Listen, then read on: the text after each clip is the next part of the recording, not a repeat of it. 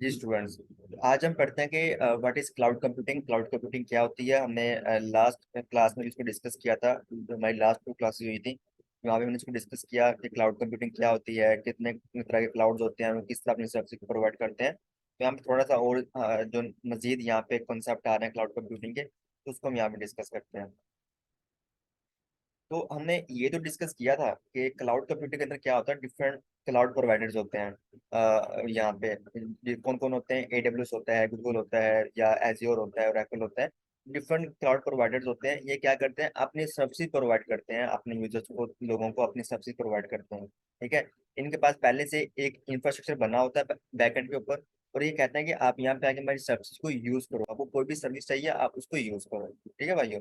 तो हमने देखा था कि हम उसको यूज करते थे, किस तरह हम उसको वर्चुअल मशीन बना सकते हैं। हमने अभी लैब तो नहीं की उसके ऊपर, बट हम करेंगे आने वाली क्लासेस में।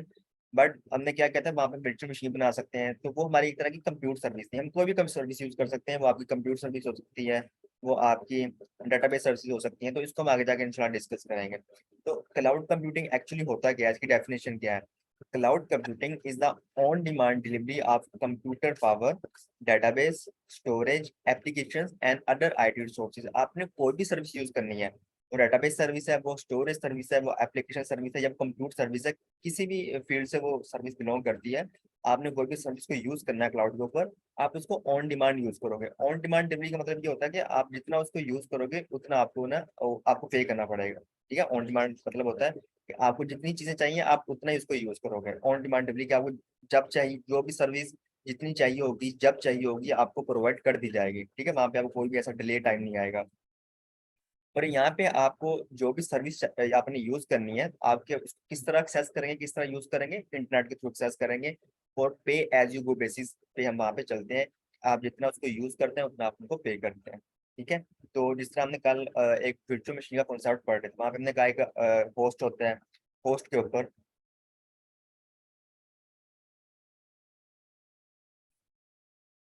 हम कल बात कर रहे थे कि हमारे पास सबसे पहले क्या होता है, डाटा सेंटर के अंदर एक होस्ट होता है। ठीक है। होस्ट जो फिजिकल सर्वर होता है AWS डाटा सेंटर के अंदर पड़ा हुआ, उसको हम कहते हैं होस्ट। उसके बाद क्या होता है, उस होस्ट के ऊपर हमने एक हाइपर लेयर होती है। ठीक है। जो चीजों को विजुअलाइज करने में हमारी हेल्प करती है। तो उसके बाद हमने पढ़ा था कि उसके ऊपर जाके हम क्या करते हैं, एक वर्चुअल मशीन बनाते हैं, अपनी एक वर्चुअल मशीन जो है वो हम क्रिएट कर लेते हैं। अब ये जो वर्चुअल मशीन या वर्चुअल सर्वर हम यहाँ पे क्रिएट कर रहे हैं, जिसको हम EC2 का नाम भी हमने कल दिया था, इसको EC2 हम कह सकते हैं। तो इसको बनाने के लिए क्या क्या चीजें जरूरी होंगी, तो ऑब्वियसली हम इसको अपने घर में बैठ के बना रहे हैं। ये सर्विस हम अपने अपने लोकेशन पे बैठ के हम इसको यूज कर रहे हैं। तो उसके लिए हमें भी कुछ रिक्वायरमेंट होगी हमारे एंड से भी। तो हमारे पास एक तो सिस्टम होना चाहिए, कोई लैपटॉप या सिस्टम होना चाहिए। ठीक है।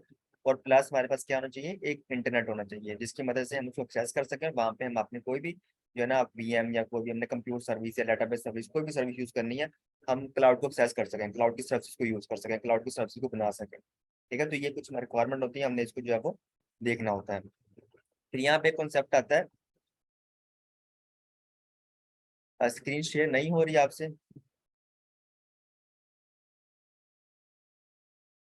तो हमारे पास क्या होना चाहिए, हमारे यहाँ से एक लैपटॉप होना चाहिए और एक हमारे पास इंटरनेट होना चाहिए, ताकि उसको यूज करते हुए अपने वर्चुअल मशीन को बना सकें। अब देखो फेसबुक है, हमने फेसबुक को एक्सेस करना है, तो फेसबुक को एक्सेस करने के लिए क्या होना चाहिए, एक इंटरनेट होना चाहिए, एक मोबाइल होना चाहिए। हमने कोई भी एप्लीकेशन चलानी है इंटरनेट के ऊपर, तो क्या होना चाहिए, एक इंटरनेट होना चाहिए, एक हमारे पास मोबाइल या लैपटॉप होना चाहिए। इसी तरह अगर हमने कोई भी क्लाउड सर्विस को यूज करना है, तो हमारे पास एक लैपटॉप होना चाहिए, अपना सिस्टम होना चाहिए, और एक इंटरनेट होना चाहिए। फिर हम वहाँ पे जाके कोई भी वर्चुअल मशीन या कोई भी सर्विस को यूज कर सकते हैं। ठीक है। और वो कहाँ पे बनेगी, कहाँ पे वो जाके डिप्लॉय होगी, AWS या जिस क्लाउड को हम यूज कर रहे हैं उनके डाटा सेंटर के अंदर जाके वो हमारी सर्विस जो है वो डिप्लॉय होगी। यहाँ पे कॉन्सेप्ट आता है पे एज यू गो बेसिस। पे एज यू गो बेसिस ये बहुत अच्छा कॉन्सेप्ट होता है यहाँ पे क्लाउड के अंदर, pay as you go basis concept आता है। पे एज यू गो, इसका मतलब ये होता है कि आप जितना यूज करोगे, आप कोई भी सर्विस आपको कितना यूज करोगे आपको उतना ही पे करना पड़ेगा, आपको कोई एक्स्ट्रा पे नहीं करना पड़ेगा। ठीक है। आप देखो यहाँ पे हमने वर्चुअल मशीन बना ली, उसके ऊपर हमने एप्लीकेशन डिप्लॉय कर ली, या कोई भी हम उसके ऊपर काम कर रहे हैं, तो वो वर्चुअल मशीन जो सर्वर है, हमने 2 मिनट चलाया, या 5 मिनट चलाया, या 5 आवर्स हमने उसको रन किया, या 2 डेज हमने उसको रन किया, यूज किया, या 1 ईयर रन किया, तो हमने उसको उतना ही पे करना पड़ेगा। हमें उसको उसके लिए अलग से कोई पोस्ट पे नहीं करनी पड़ेगी, इस पोस्ट की पोस्ट पे नहीं करनी पड़ेगी। वहाँ पे जो स्टाफ काम कर रहा है मेंटेनेंस के लिए, वहाँ पे जो चिलर्स लगे हुए हैं डेटाबेस के अंदर, उनको मेंटेन कर रहे हैं, डिफरेंट एम्प्लॉइज वहाँ पे हायर हुए हैं, नेटवर्किंग हुई है, फिजिकल सर्वर जो आपने बाय किए हुए हैं, हमें कुछ भी किसी भी चीज की कोई भी पोस्ट पे नहीं करनी पड़ेगी, ठीक है। तो यहाँ पे हम क्या पे करेंगे, जितना यूज करेंगे, जितनी हम कोई सर्विस यूज करेंगे उतना हम उनको पे करेंगे। जिस तरह हम रेंट पे गाड़ी लेते हैं, रेंट पे गाड़ी लेके हम चले जाते हैं लॉन्ग ड्राइव के ऊपर, तो हम किसका पे करते हैं, उस रेंट का पे करते हैं, ठीक है। उसकी जो हमने जितना उसको यूज किया, 1 दिन के लिए, 2 दिन के लिए, 3 दिन के लिए, जितना उसको हम यूज करेंगे उतना पे करेंगे। हम गाड़ी की एक्चुअल कॉस्ट को पे नहीं करेंगे। वो गाड़ी 5 लाख की है, 10 लाख की है, 20 लाख की है, वो कॉस्ट पे नहीं करेंगे उनको, ठीक है। तो हम उनकी सर्विस को पे करेंगे, जितनी उसकी कॉस्ट आ रही है, जितना हम उनकी सर्विस को यूज कर रहे हैं उतना सिर्फ उनको पे करेंगे। तो उसको हम कहते हैं पे एज यू गो बेसिस। हमें यहाँ पे कोई भी एक्स्ट्रा पे नहीं करना पड़ता। तो यहाँ पे क्लाउड कंप्यूटिंग के अंदर आपने दो कंसेप्ट याद रखने हैं, एक ऑन डिमांड डिलीवरी या कंप्यूटर सोर्सेज होती हैं, जो आपको जब चाहिए होगी, कोई भी सर्विस चाहिए होगी आप यूज कर सकते हैं। और पे एज यू गो बेसिस, कि आप जितना यूज करोगे उतना आपको यहाँ पे पे करना पड़ेगा। यहाँ पे इसको आपने, ये जो स्लाइड है ना, आपने इसको रीड करना है, अच्छे से रीड करना है। जो अभी वीडियोस देख रहे हैं, जो रिकॉर्डिंग मेरी देखते हैं, अगर आपको ये लेक्चर चाहिए होंगे या जो आपको नोट्स चाहिए होंगे तो आप मुझे जो है ना वो बता सकते हैं, तो मैं आपको मेल कर दूंगा, ठीक है। आप अपनी मेल वहाँ पे मुझे बता दें, जो मैं अपने यूट्यूब के ऊपर चैनल को अपलोड करता हूँ अपने वीडियोस को। आप मुझे कमेंट में बता दें, मैं आपको जो है ना वो दे दूंगा। लेकिन वो सेम ये वाले नहीं होंगे, वो थोड़े से हटके होंगे नोट्स, ठीक है। तो अभी जो मुझसे अभी क्लास के अंदर पढ़ रहे हैं, जो इनको भी मैं तैयारी करवा रहा हूँ, आप फिलहाल इनको पढ़ें, साथ साथ पढ़ें। अभी जो आपके पास पोर्टल आपके पास है, तो आप तो यहीं से पढ़ सकते हैं इसको। तो जैसे आपके पास पोर्टल की एक्सेस फिनिश हो जाएगी ना, तो उसके बाद आप मुझसे ले सकते हैं नोट्स, मैं आपको प्रोवाइड कर दूंगा, ठीक है। लेकिन वो थोड़े से और होंगे, इससे थोड़े से हटके होंगे। आपने इसको जो है ना रीड करना है क्लास के बाद भी।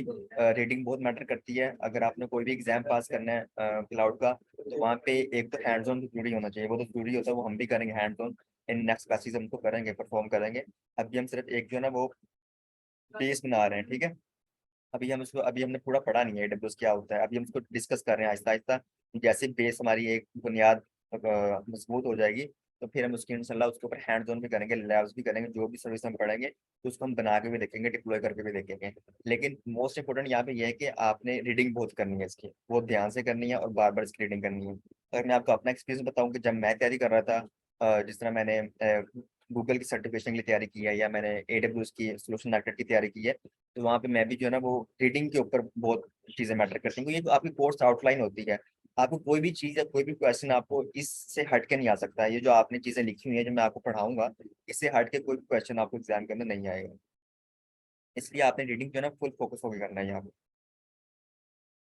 Cloud computing is the on demand delivery of computer power database storage application. तो डिफरेंट चीज जो अभी हमने डेफिनेशन पढ़ी कि ऑन डिमांड डिलीवरी होती है, और यहाँ पे एज यू गो बेसिस होता है कि जितना हम उसको यूज करेंगे उतना पे करना पड़ेगा। तो ये भी क्वेश्चन आपको आता है एग्जाम के अंदर, कि जो हमारे पास क्लाउड मॉडल होता है वो किस बेस पे काम करता है, पे एज यू गो बेसिस या किस बेस पे वो काम करता है। तो ये भी एमसीक्यू आ जाता होता है। In its most basic definition, the cloud is a computer that is located somewhere else, accessed via the internet, and used in some way. Web service is another name for what people call the cloud. तो जो cloud computing है ना, अगर और उन्होंने यहाँ बताया कि उसकी अगर बेसिक डेफिनेशन देखें, क्लाउड कंप्यूटिंग है क्या, क्लाउड कंप्यूटिंग ये है कि कोई ऐसा कंप्यूटर है कहीं क्लाउड पे पड़ा हुआ है, ठीक है। कोई ऐसा कंप्यूटर कहीं किसी दूर, हमसे किसी दूर लोकेशन में पड़ा हुआ है, क्लाउड में कहीं पड़ा हुआ है। हम उसको देख नहीं सकते, हम उसको टच नहीं कर सकते, लेकिन हम उसको एक्सेस कर रहे हैं, उसके ऊपर हम काम कर रहे हैं, ठीक है। अभी आपके पास लैपटॉप है, ये आपके पास जो है ना, हम इसको वर्चुअल मशीन नहीं कह सकते, आपका फिजिकल होस्ट है। हम इसको टच भी कर सकते हैं, इसको कोई ना कोई काम भी कर सकते हैं। हाँ, कोई ऐसा लैपटॉप अगर आपसे कोई दूर पड़ा हुआ है, किसी दूसरी सिटी के अंदर पड़ा हुआ है, किसी दूसरी कंट्री के अंदर पड़ा हुआ है, तो वहाँ पे डिफरेंट सॉफ्टवेयर होते हैं, जैसे एनी डेस्क हो गया, उसको हम यूज करते हैं उस लैपटॉप को एक्सेस करने के लिए, जो किसी दूसरी सिटी के अंदर पड़ा हुआ है। तो उसको फिर हम कहते हैं वो एज हम उसको वर्चुअलाइज तरीके से यूज कर रहे हैं। तो यहाँ पे भी उन्होंने बेसिक डेफिनेशन आपको यहाँ पर बताई हुई है। The cloud comprises servers, computers in large data centers in different locations around the world. When you use a cloud service like AWS, you use the computer that AWS owns. तो कल हमने ये बात की कि जो कंप्यूटर हमसे दूर पड़ा हुआ है, जो किसी क्लाउड के अंदर पड़ा हुआ है, तो वो एक्चुअली कहाँ पे होस्ट होता है, एक्चुअली पड़ा कहाँ पे होता है फिजिकली, वो AWS या उस क्लाउड प्रोवाइडर के डाटा सेंटर के अंडर कहीं पे पड़ा होता है। जिस तरह मैंने आपको कल डाटा सेंटर की पिक्चर दिखाई थी, कुल के डाटा सेंटर दिखाई किस तरह देते हैं, बाहर से किस तरह के होते हैं, अंदर से किस तरह के होते हैं। तो एक्चुअली वहाँ पे हमारे जो है सर्वर या हमारे जो फिजिकल होस्ट होते हैं वो पड़े होते हैं। हम उनको अपने लैपटॉप के थ्रू, अपने सिस्टम के through via the internet, over the internet access करते हैं और वहाँ पे हम डिफरेंट सर्विस को यूज कर सकते हैं। The computer contains various technologies, यहाँ पे कुछ भी आप इसे रीडिंग कर लेनी है, ठीक है, आपने खुद से फिर बाद में इसको रीड करना है।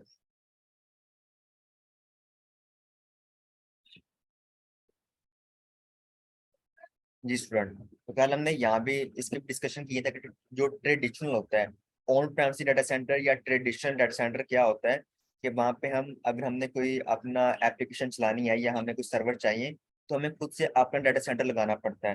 तो डाटा सेंटर लगाने के लिए हमें क्या करना पड़ेगा, स्टाफ भी हायर करना पड़ेगा। स्पेस हमें वहाँ पे देखनी पड़ेगी कि हमने कहाँ पे लगाना है, किस बिल्डिंग के अंदर या किस प्लॉट के अंदर हमें उसको इंस्टॉल करना है अपने सर्वर को। फिर उसके मेंटेनेंस के लिए या उसको इंस्टॉलेशन के लिए हमें स्टाफ भी हायर करना पड़ेगा। फिर फिजिकल सिक्योरिटी भी चाहिए होगी, उस बिल्डिंग की फिजिकल सिक्योरिटी, उन डाटा सेंटर की फिजिकल सिक्योरिटी के लिए हम जिस तरह सिक्योरिटी गार्ड रखते हैं वगैरह, वो वाली चीजें। प्लानिंग चाहिए होगी, तमाम प्लानिंग हम खुद करें वहाँ पे। कैपिटल एक्सपेंडिचर ये बहुत यहाँ पे मैटर करता है कि वहाँ पे कैपिटल एक्सपेंडिचर मतलब इनिशियल इन्वेस्टमेंट यहाँ पे हमारी बहुत ज्यादा हो जाती है। अभी हम काम को स्टार्ट ही नहीं करते, लेकिन वहाँ पे हमारी जो इनिशियल इन्वेस्टमेंट है बहुत ज्यादा हो जाती है। ठीक है, किस तरह होती है, हम स्पेस लेते हैं, वहाँ पे स्टाफ हायर करते हैं, फिजिकल हार्डवेयर बाय करते हैं। तो वो सारी चीजें जो कॉम्प्लेक्सिटी क्रिएट होती है, वहाँ पे हम बहुत ज्यादा अपनी जो है कॉस्ट को इन्वेस्ट कर देते हैं। ठीक है, लेकिन इन्हीं चीज से बचने के लिए फिर हम क्या करते हैं, हम जाते हैं क्लाउड को प्रमोट करते हैं। You must guess at theoretical maximum peaks. Is there enough resource capacity? Do you have sufficient storage? What if you needs to change? You must go through time, effort, and cost that needs to make all the necessary changes.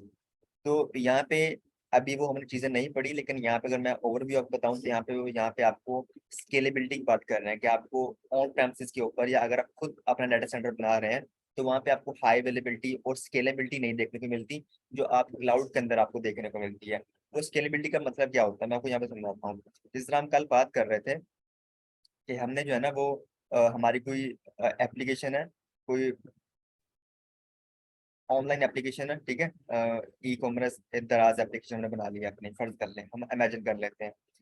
तो यहाँ पे होता है क्या कि उसके लिए हमने जो ना सर्वर बाय करने पड़ेंगे, तो हम चले जाते हैं बाजार में सर्वर। अब हमें नहीं पता कि जब हम उसको एप्लीकेशन को रन करेंगे तो हमारे पास ट्रैफिक कितनी आएगी, ये हमें नहीं पता। अगर हम खुद से बना रहे हैं अपना डाटा सेंटर, तो हम उसको गैस ही नहीं कर सकते हमारे पास जो है ना हमारे पास रिक्वेस्ट कितनी आएंगी या कितने यूजर आएंगे।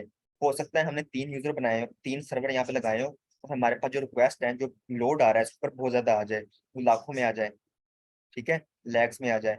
लेकिन हो सकता है कि अगर हम बहुत ज्यादा सर्वर यूज कर रहे हैं, अगर हमने 5 सर्वर लगा लिए हैं, 6 सर्वर लगा लिए हैं, या 10 सर्वर हमने यहाँ पे यूज कर लिए हैं, तो हो सकता है उतनी ट्रैफिक ना आए, ट्रैफिक सिर्फ 50 या 500 यहाँ तक का है। ठीक है, तो यहाँ पे क्या हो रहा है, यहाँ पे ओवर यूटिलाइजेशन और अंडर यूटिलाइजेशन हो रही है रिसोर्सेज की, हमारे रिसोर्सेज अच्छे से कंज्यूम नहीं हो रहे एक्चुअली। ठीक है, तो हम इनको यहाँ पे हमें स्केलेबिलिटी नहीं मिल रही यहाँ पे। अगर हम सर्वर कम लगाते हैं, ठीक है, तो वहाँ पे क्या होता है, वहाँ पे चीजें जो है उस तरह मैनेज नहीं कर सकते, वहाँ पे under utilization over utilization concept आ जाता है। इसी तरह अगर हम क्लाउड के ऊपर जाते हैं, तो क्लाउड के ऊपर आपको इन तमाम चीजों के बारे में परेशान होने की जरूरत ही नहीं है कि अगर मैं एप्लीकेशन कोई डिप्लॉय कर रहा हूँ इस सर्वर के ऊपर, तो क्या मेरा सर्वर तो नहीं खराब हो जाएगा, क्या मेरा सर्वर तो डाउन नहीं हो जाएगा, क्या वहाँ पे अंडर यूटिलाइजेशन या ओवर यूटिलाइजेशन तो नहीं होगी रिसोर्सेज की। ठीक है, क्या वहाँ पे रिसोर्सेज कम यूज होंगे या ज्यादा यूज होंगे, ये हमारी हेडेक ही नहीं होती क्लाउड के अंदर। हमने क्या करना है, सिर्फ जाके उसको यूज करना होता है।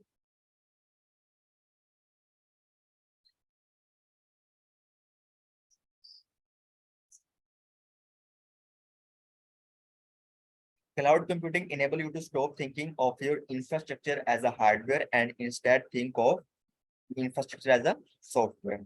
ऑब्वियसली अगर हम क्लाउड के ऊपर जा रहे हैं, तो वहाँ पे जो इंफ्रास्ट्रक्चर होता है वो किनका होता है, एडब्ल्यूएस वालों का होता है। तो वहाँ पे हमें इंफ्रास्ट्रक्चर के बारे में सोचने की जरूरत नहीं होती है। ठीक है, वहाँ पे हम हार्डवेयर को क्या कर देते हैं, वर्चुअलाइज कर देते हैं। तो इसलिए हम इंफ्रास्ट्रक्चर एज अ हार्डवेयर के बारे में ना सोचते हुए किसके बारे में सोचते हैं, अपने सॉफ्टवेयर के बारे में। हमारा जो वहाँ सॉफ्टवेयर हम यूज कर रहे हैं, डिफरेंट सॉफ्टवेयर एप्लीकेशन यूज कर रहे हैं, वो किस तरह हमारी वहाँ पे रन होगी।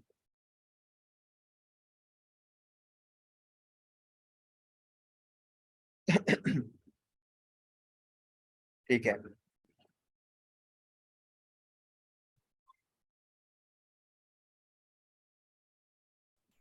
तो यहाँ पे हमारे पास क्या आता है, नेक्स्ट हम टॉपिक की तरफ चलते हैं जहाँ पे हम पढ़ते हैं क्लाउड सर्विस मॉडल। कि क्लाउड के अंदर ना हम अब हमें तीन तरह के मॉडल देखने को मिलते हैं। पहला, सबसे पहले यहाँ पे हम डिस्कस करते हैं infrastructure as service, and second में आता है platform as a service, and third में आता है सॉफ्टवेयर एज अ सर्विस। तो पहला मुझे ये बता दो कि मेरी आवाज क्लियर आ रही है आपको? जी सर। सर आ रही है। गुड हो गया। चले, अब हम पढ़ते हैं यहाँ पे डिफरेंट क्लाउड सर्विस मॉडल होते हैं। अभी हम जो है ना सिर्फ बेस बना रहे हैं, ठीक है, अभी हम सिर्फ उसकी जो बेसिक बेसिक चीजें हैं वो अभी हम पढ़ रहे हैं। तो यहाँ पे होता क्या है कि अब मैं ना आपको एक सिनेरियो पहले दूंगा, जब भी हम कोई इस तरह की कोई नई चीज पढ़ेंगे क्लाउड के अंदर, मैं आपको एक सिनेरियो देके समझाऊंगा। तो हमने वही एक पुरानी सी एग्जांपल दोबारा डिस्कस करते हैं, रेंट ए कार की।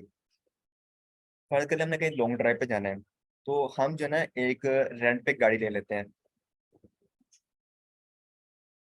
ठीक है, हमने एक रेंट पे गाड़ी ले ली, कार ले ली, रेंट ए कार। उसको लेके हम चले गए। अब तुम्हारे पास दो ऑप्शन है। एक तो ऑप्शन ये होता है कि अगर तो आपको खुद चलानी आती है गाड़ी, ठीक है, आप विदाउट ड्राइवर लेते हो, आप कहते हो कि मुझे जो है ना वो ड्राइवर नहीं चाहिए, विदाउट ड्राइवर, ठीक है। अब वो आपको ड्राइवर प्रोवाइड करते हैं जिनसे आप रेंट पे गाड़ी लेते हो। दूसरा हमारे पास होता है कि आपने रेंट पे गाड़ी तो ली है, बट आप चाहते हैं कि मेरे साथ मेरी फैमिली भी है, लेकिन मैं उसको खुद ड्राइव कर सकता हूँ, तो मैं सिर्फ गाड़ी मुझे रेंट पे चाहिए, ठीक है, मुझे ड्राइवर साथ नहीं चाहिए। ठीक है, यहाँ पे आप क्या करते हो, यहाँ पे ड्राइवर लेते हो और यहाँ पे आप विदाउट ड्राइवर चला लेके जाते हो। अब यहाँ पे दो सिनेरियो है हमारे पास, ठीक है। अब जब उसको ड्राइवर के साथ आप लेके गए, फर्ज कर लो आपने एक गाड़ी ली रेंट पे, और आप जो है ना उसको खुद ड्राइव कर रहे हो, लेके जा रहे हो। अब आप कहीं बीच रास्ते में पहुंचते हो, कहीं आप सफर करते हो, रास्ते में जाके जो है ना आप देखते हो कि गाड़ी स्टॉप हो जाती है, उसके अंदर कोई इशू आ जाता है। इशू क्या होता है, हो सकता है उसके अंदर ना आपने पानी चेक ना किया, उसका जो वाटर होता है आपने चेक ना किया हो, ठीक है, उसका पेट्रोल खत्म हो गया हो, आपने पेट्रोल चेक ना किया हो।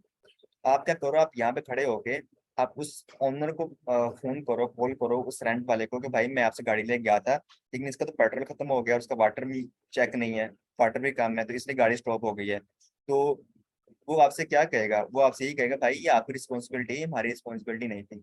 ठीक है, आप हमसे गाड़ी ले गए हैं, तो उसका पेट्रोल चेक करना है, वाटर चेक करना है, वो किसकी रिस्पॉन्सिबिलिटी थी? तो बेसिक चीजें होती हैं आपने खुद देखनी होती है, हमारी रिस्पॉन्सिबिलिटी नहीं है, तो आप तो खुद चेक करें। ठीक है भाइयों, इसी तरह तो उसको हम खुद देखना पड़ेगा, तो यहाँ पे हमारी रिस्पॉन्सिबिलिटी ज्यादा है, हमारी रिस्पॉन्सिबिलिटी ज्यादा है यहाँ पे, ठीक है।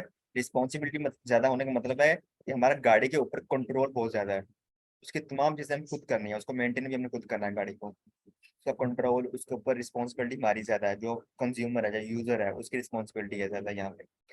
अब इस सिनेरियो को ले लेते हैं जहाँ पे आप ड्राइवर के साथ लेके गए हो, अब आप बीच रास्ते में पहुंचे, तो उसका पेट्रोल या उसकी जो है ना पेट्रोल या उसका पानी में कोई मसला आ जाता है, उसका पानी हमने चेक नहीं किया, तो गाड़ी हीट अप हो जाती है और स्टॉप हो जाती है।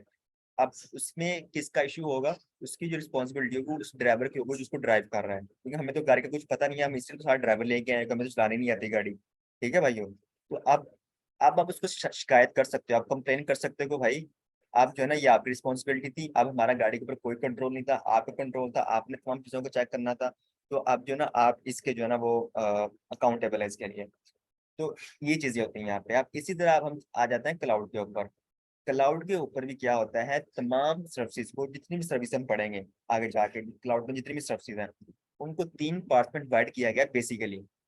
वन, टू, थ्री, तीन पार्ट्स में डिवाइड किया गया। पहले में आता है इंफ्रास्ट्रक्चर एज अ सर्विस, ठीक है। सेकंड में आता है platform as a service, and third में आता है सॉफ्टवेयर एज अ सर्विस। यहाँ पे क्या होता है, यहाँ पे वही गाड़ी वाला कॉन्सेप्ट है कि यहाँ पे कंट्रोल हमारा ज्यादा होता है। अगर इंफ्रास्ट्रक्चर सर्विस बात कर रहे हैं तो यहाँ पे कंट्रोल सबसे ज्यादा होगा, सबसे ज्यादा होगा, ठीक है। अगर प्लेटफॉर्म एज सर्विस होगा कर रहे हैं तो यहाँ पे कंट्रोल हमारा कम होगा सर्विस के ऊपर, और अगर हम सॉफ्टवेयर सर्विस यूज कर रहे हैं तो यहाँ पे कंट्रोल हमारा सबसे कम होगा, यहाँ पे कंट्रोल हमारा सबसे कम होगा, यहाँ पे थोड़ा कम होगा, और यहाँ पे हमारा जो है ना वो कंट्रोल सबसे ज्यादा होगा यहाँ पे। ठीक है भाई लोग, ये चीज यहाँ पे होती है। अब इंफ्रास्ट्रक्चर सर्विस के अंदर क्या आता है, प्लेटफॉर्म है सर्विस के अंदर क्या आता है, सॉफ्टवेयर सर्विस के अंदर क्या आता है, ये तो आपने डिस्कस कर लिया कि जो इंफ्रास्ट्रक्चर सर्विस होता है वहाँ पे जो यूजर होता है, ठीक है, अगर आप कोई ऐसी सर्विस यूज कर रहे हैं क्लाउड की, अगर फर्ज कर लें आप क्लाउड की कोई ऐसी सर्विस यूज कर रहे हैं जो इस कैटेगरी के अंडर फॉल करती है, इंफ्रास्ट्रक्चर सर्विस के अंडर फॉल करती है, तो वो आपकी रिस्पॉन्सिबिलिटी हो गई। उसको मेंटेन करना, उसको हैंडल करना, तमाम कॉन्फ़िगरेशन करना, उसकी उसके पैचेस लगाना, तमाम चीज ए टू जी आपकी रिस्पॉन्सिबिलिटी होगी वहाँ पे। ठीक है, कस्टमर की रिस्पॉन्सिबिलिटी होगी, यूजर की रिस्पॉन्सिबिलिटी होगी। क्यों? क्योंकि वो infrastructure as a service control कर रही है, और यहाँ पे जो कंज्यूमर होता है, जो एंड यूजर होता है, उसका कंट्रोल ज्यादा है यहाँ पे। ठीक है, इसी तरह यहाँ पे आ जाओ, प्लेटफॉर्म एज सर्विस के अंदर क्या होता है? प्लेटफॉर्म एज सर्विस के अंदर जो यूजर होता है, या जो यूजर है, या जो एंड यूजर है, जो कंज्यूमर है, अगर वो कोई ऐसी सर्विस को यूज कर रहा है जो प्लेटफॉर्म एज अ सर्विस के अंडर फॉल करती है, इस कैटेगरी के अंडर फॉल करती है, तो वहां पे उसकी रिस्पॉन्सिबिलिटी जरा कम हो जाती है, थोड़ी सी कम हो जाती है। ठीक है, थोड़ी सी कम हो जाती है। और यहाँ पे क्या होता है कि आपका जो कंट्रोल होता है उस सर्विस को थोड़ा सा कम हो जाता है। वो फिर उसको हम कहते हैं मैनेज सर्विस। उसको कौन मैनेज कर रहा होता है? एडब्ल्यूएस खुद उसको मैनेज कर रहे होते हैं। ठीक है भाइयों, अब हम थर्ड पे जाते हैं, सॉफ्टवेयर एज अ सर्विस। तो सॉफ्टवेयर एज अ सर्विस जो है ना, सॉफ्टवेयर एज सर्विस के अंदर ये चीज आती है कि जो सॉफ्टवेयर एज सर्विस होता है उसके अंदर अ, जो यूजर होता है उसको कुछ भी कंट्रोल नहीं होता। यहाँ पे वो किसी चीज के लिए रिस्पॉन्सिबल नहीं होता। वो सर्विस किस तरह चल रही है, किस तरह वो रन हो रही है, उसको कौन मैनेज करता है?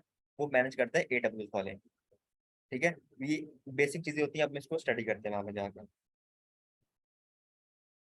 ये देखो, infrastructure as service, platform as a service, और सॉफ्टवेयर एज सर्विस। तो यहाँ पे देखो, more control over IT resources. अगर कोई सर्विस इस कैटेगरी में फॉल करती है तो आपका कंट्रोल उसके ऊपर बहुत ज्यादा होगा। अगर कोई सर्विस इस कैटेगरी अंदर फॉल कर रही है और आप उसको यूज कर रहे हो, तो आपका जो कंट्रोल थोड़ा कम हो जाएगा। अगर आप कोई ऐसी सर्विस को यूज कर रहे हो जो इस कैटेगरी के अंडर फॉल करती है, तो आपका जो उस कंट्रोल है ना, वो मजीद कम हो जाएगा। Less control over IT resources. वो किस तरह होता है वो हम आगे जाके देखते हैं।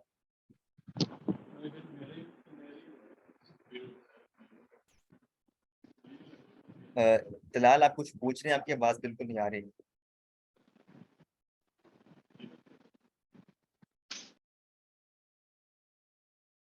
ये देखो, इस डायग्राम को जरा गौर से देख लो। यहाँ पे क्या है, ये देखो, यहाँ पे कैटेगरीज डिफाइन की हुई हैं। सबसे पहले इस कॉलम को देखो, ये वाला कॉलम है हमारे पास ऑन प्रेमिसेस। इसका मतलब ये है कि यहाँ पे हमने अपना डाटा सेंटर बनाया हुआ फिजिकली। ठीक है, हमने कोई अपने सर्वर लगाए हुए हैं, physical data centre, on premise data centre जिसको हम कहते हैं, हमने खुद बनाया हुआ है। जो कोई कंपनी है उन्होंने खुद अपना डाटा सेंटर लगाया हुआ है, वो क्लाउड की सर्विस यहाँ पे यूज नहीं कर रहे। तो हमने कल डिस्कस किया था कि अगर हम अपना खुद से डाटा सेंटर बना रहे हैं, या कोई कंपनी बना रही है, उसकी तमाम चीजें कौन मैनेज करेगा? ए टू जी तमाम चीजें कौन देखेगा? उसकी कंपनी वाले खुद देखेंगे। कैसे देखेंगे? वो उसके लिए स्टाफ हायर करेंगे, तमाम चीजें हम खुद करेंगे उसके लिए। ठीक है, तो इसलिए देखो यहाँ पे लिखा हुआ है यू मैनेज। जो ब्लू कलर में है या जो ग्रीन कलर में है उसमें लिखा हुआ है यू मैनेज, और जो ऑरेंज कलर में है वहां पे लिखा हुआ है अदर मैनेज। अदर मैनेज के जो क्लाउड प्रोवाइडर्स होते हैं उनकी बात कर रहे हैं यहाँ पे।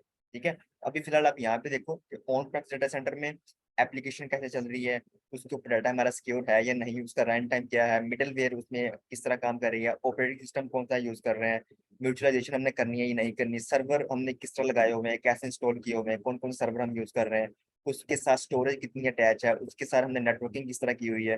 वो सारी चीजें ए टू जी कौन देखेगा? कंपनी वाले खुद देखेंगे, क्योंकि यहाँ पे वो खुद से अपना डाटा सेंटर रन कर रहे हैं, वो उसको ऑन करते हैं। ठीक है, अब हम चलते हैं इंफ्रास्ट्रक्चर एज अ सर्विस के अंदर। तो जो इंफ्रास्ट्रक्चर एज अ सर्विस है ना, यहाँ पे देखो, अब हम अब जो नेक्स्ट तीन कैटेगरीज है, यहाँ पे क्लाउड की बात आ गई है। Infrastructure as service, platform as a service, और सॉफ्टवेयर एज सर्विस। यहाँ पे हम क्लाउड की सर्विस यूज कर रहे हैं। ठीक है, अब हम कोई ऐसी सर्विस यूज कर रहे हैं जो इंफ्रास्ट्रक्चर एज अ सर्विस के अंडर फॉल करती है। तो वहाँ पे देखो, हमारा कंट्रोल जो होता है ना उसके ऊपर ज्यादा होता है, हमारा जो हम चीजें मैनेज करते हैं वो ज्यादा होता है। ठीक है, क्या क्या होता है हमारा कंट्रोल?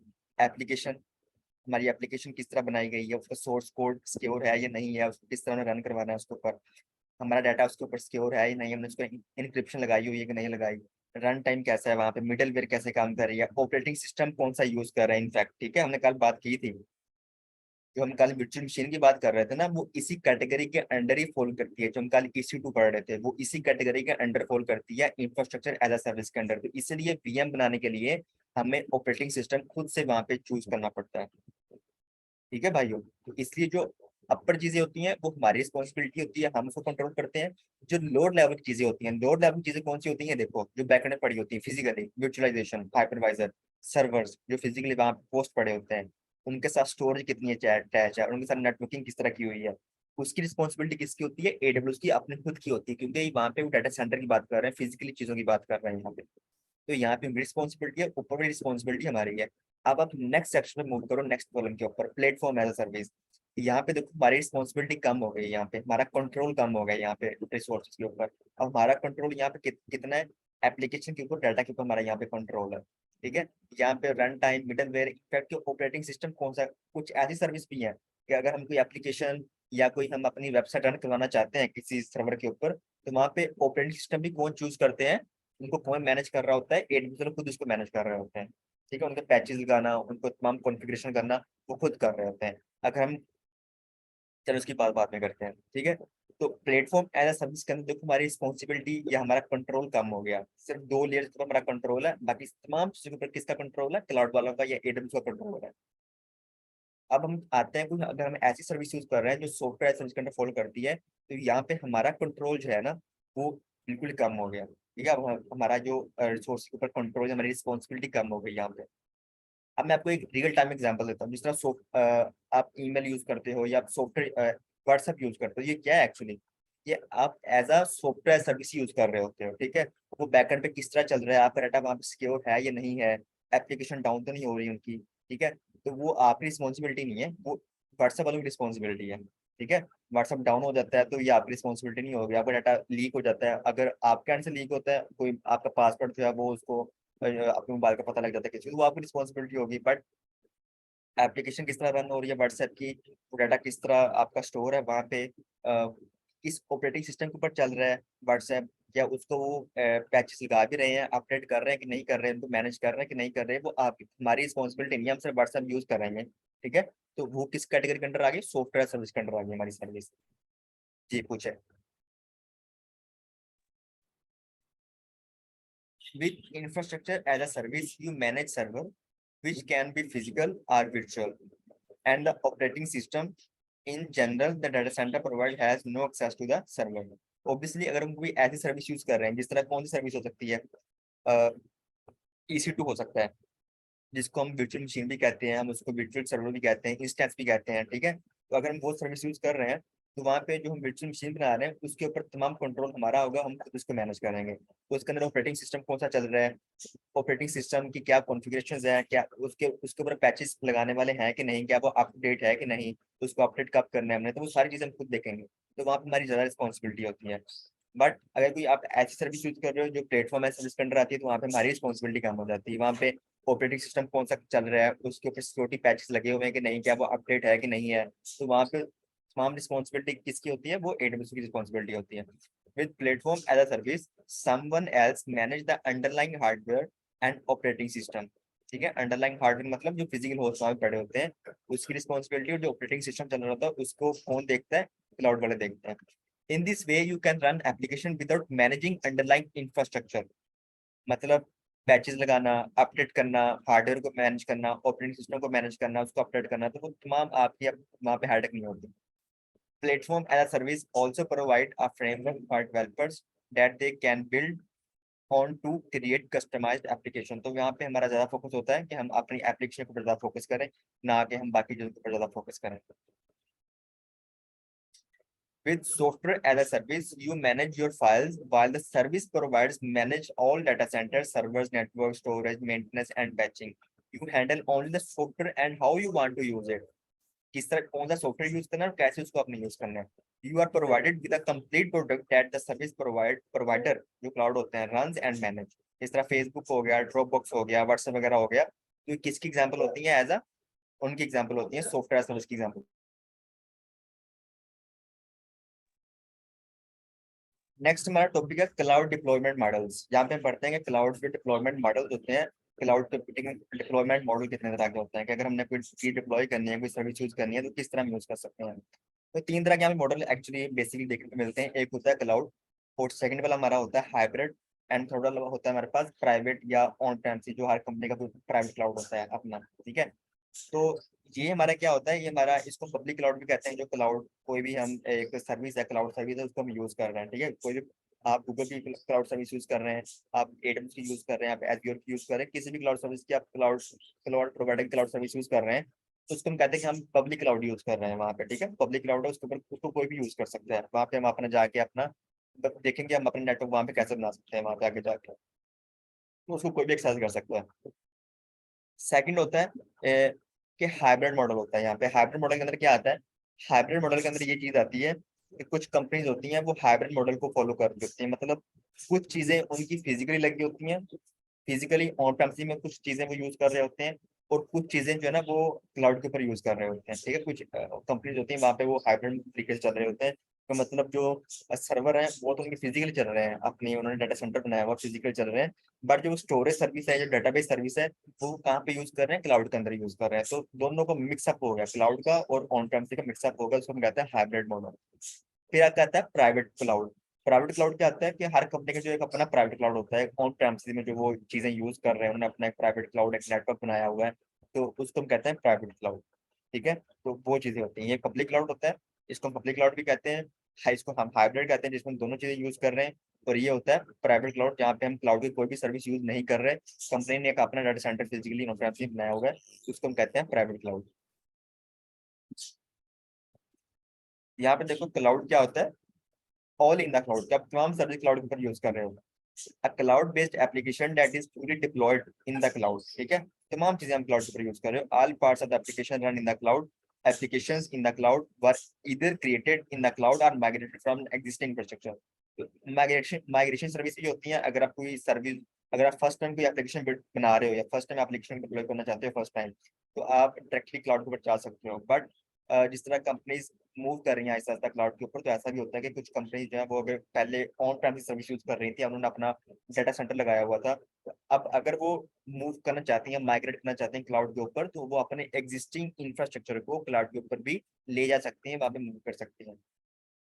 या उनकी कोई एप्लीकेशन पहले फिजिकली चल रही थी, तो अब चाहते हैं हम उसको क्लाउड के ऊपर चलाना चाहते हैं, तो उसको क्लाउड के ऊपर भी लेके जा सकते हैं। Cloud based applications that can be built on low level infrastructure pieces, networking, computer storage, और they can use high level services. इसको हम रीड कर लेना है। हाइब्रिड मॉडल में क्या होता है, हाइब्रिड मॉडल में ये होता है कि आप जो है ना चीजों को मिक्सअप करके यूज कर रहे होते हो, तो कुछ चीजें आप क्लाउड के ऊपर यूज कर रहे हो, कुछ चीजें आप जो है ना वो अपना ऑन प्रेमिस में यूज कर रहे हो, तो मिक्सअप होता है। हो सकता है कि आप एप्लीकेशन आपकी ऑन प्रेमिस में चल रही है फिजिकली, और डेटाबेस आपने जो बनाई हुई है क्लाउड के ऊपर बनाई हुई है, जो स्टोरेज सर्विस आप उसके लिए यूज कर रहे हो क्लाउड पर यूज कर रहे हो, तो वो हाइब्रिड मॉडल होता है। तो ये क्या होता है, एक तो हमारे ये नेक्स्ट हमारे पास आ गया प्राइवेट क्लाउड के जो कंपनीज होती हैं, वो प्राइवेट क्लाउड भी होता है उनका अपना। ठीक है, जो कहते हैं कि हमारे लिए ज्यादा सिक्योर होता है, हम इसको जो है ना हमने अपने तरीके से इसको बनाया हुआ, अपना नेटवर्क क्रिएट किया हुआ है, तो वो अपना प्राइवेट क्लाउड मान के चलते हैं, जिसमें हम वो ऑन प्रेमिस डाटा सेंटर खुद के लगाते हैं। ठीक है भाइयों, ये होता है यहाँ पे।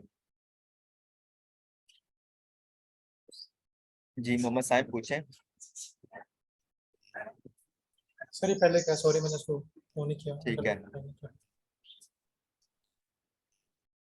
तो अगर मैं आपसे यहाँ पे ये पूछूं कि सिक्योर कौन सा होता है, यहाँ पे ज्यादा सिक्योर कौन सा, अगर सिक्योरिटी के वाले से बात, वो आगे हम जाके अगर सिक्योरिटी को डिस्कस करेंगे, डिटेल में पढ़ेंगे, उसकी लैब्स भी करेंगे। बट अभी से अगर बात करें कि एक चीज पब्लिक है, ये पब्लिक क्लाउड है, वहाँ पे इसको हर कोई यूज कर सकता है। ठीक है, तो ऑब्वियसली वहाँ पे फिर हमें ज्यादा इश्यूज भी आएंगे, अगर हर कोई यूज कर सकता है, तो हम जो है ना हमारा चीजें वहाँ पे हो सकती है अनसिक्योर तरीके से पड़ी हो। ठीक है, अगर कंपनी का अपना प्राइवेट नेटवर्क है, अपना प्राइवेट क्लाउड है, तो वहाँ पे चीजें ज्यादा सिक्योर होंगी।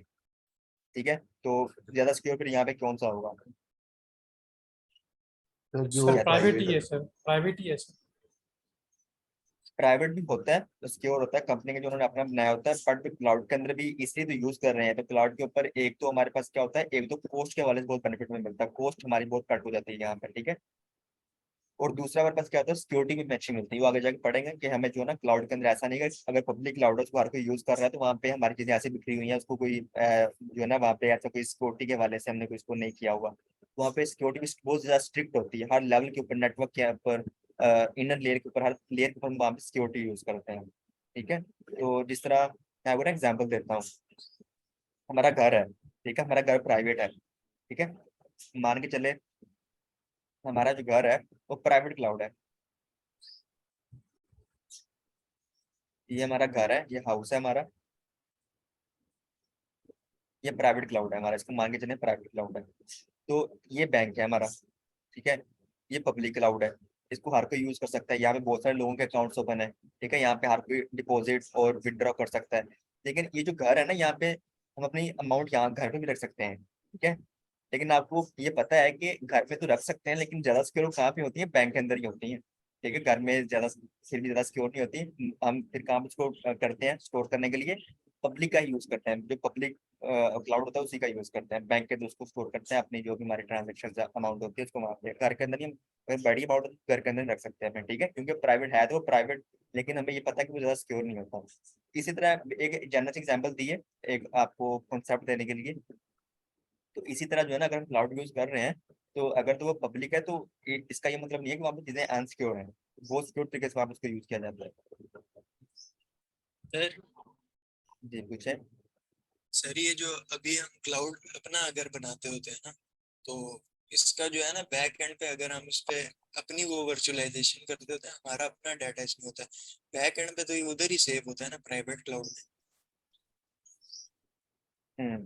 अगर जो है ना हमारा जो डाटा होता है वो वहीं पे स्टोर होता है, जो वो उनके फिजिकल सर्वर पड़े होते हैं ना, तो जैसे मैं आपको कल बता रहा था कि एक होस्ट है, तो एक होस्ट के ऊपर मल्टीपल वर्चुअल मशीन बन सकती हैं, क्रिएट हो सकती हैं, ठीक है, तो हो सकता है एक ही होस्ट के ऊपर आपकी वर्चुअल मशीन में चल रही हो, किसी दूसरी की वर्चुअल मशीन में चल रही हो, एक ही होस्ट के ऊपर आप भी स्टोरेज सर्विस यूज कर रहे हो कि दूसरा स्टोरेज सर्विस यूज कर रहा हो, तो दोनों डाटा वहाँ पड़ा हो, तो हो सकता है वहाँ पे ज्यादा सिक्योर ना हो, ज्यादा सिक्योरिटी ना मिले, लेकिन नहीं ऐसा होता नहीं है, वहाँ पे चीजें आइसोलेट होती हैं, वहाँ पे जो हार्डवेयर होता है चीजों को वर्चुअलाइज करता है, और सिर्फ उसके ऊपर आप डिफरेंट सिक्योरिटी, बहुत स्ट्रिक्ट सिक्योरिटी होती है, हर लेवल के ऊपर सिक्योरिटी लगा सकते हैं, वो मैं चला के जाकर डिस्कस करते हैं। तो यहाँ पढ़ लेते हैं क्या। जी पूछे। सिक्योर जो है वो प्राइवेट वाला है या क्लाउड है? दोनों आप मान के चलो दोनों सिक्योर होते हैं, बट हमें क्लाउड पर ज्यादा बेनिफिट मिलते हैं, ठीक है, क्लाउड के ऊपर जो है ना बहुत ज्यादा हमें बेनिफिट मिलते हैं, सिक्योरिटी के हवाले से भी, सिक्योरिटी के हवाले से भी मिलते हैं बहुत ज्यादा, उसके अलावा बिग कॉस्ट के हवाले से, स्केलेबिलिटी के हवाले से, हाई अवेलेबिलिटी के हवाले से भी बहुत ज्यादा यहाँ पे चीजें मिलती हैं, ठीक है, तो सिक्योर दोनों ही होते हैं, क्लाउड भी बहुत ज्यादा सिक्योर होता है यहाँ पे। सर अगर सर ये ज़्यादा सिक्योर आप कह रहे हैं कि है क्या जो अमेजोन तो जो क्लाउड पे सर है, और एक जो प्राइवेट क्लाउड है उसमें आप कह रहे हैं कि जो सिक्योर है वो ज़्यादा क्लाउड है जो हम यूज़ हम्म। करते हैं वर्चुअली। सर इनकी सर सर्विस जो होती है सर अमेजोन की AWS आउटपोस्ट सर जिसमें ये आपको पूरा प्रीमिसेस डाटा सेंटर प्रोवाइड करते हैं, मतलब आपको ये लोकेट करते हैं आपकी जगह पे। सर फिर वो ऑप्शन किस लिए है? कौन सर्विस यूज करते हैं। Sir AWS outpost. अच्छा, उसमें क्या सर मतलब उसमें करते हैं वो? सर उसमें ये होता है कि सर ये आपको पूरा VMware जो है ना सर, आपको ये सॉफ्टवेयर सब कुछ सेंटर से आपको दे देते हैं आपकी प्रीमिसेस जगह पे, मतलब आपकी जगह पे। हम्म। सर उसके उसको सर मैनेज भी ये करते हैं, लेकिन चार्जेस उनके मतलब ये वो आपके पास फिजिकली एक चीज आ जाती है आपके पास।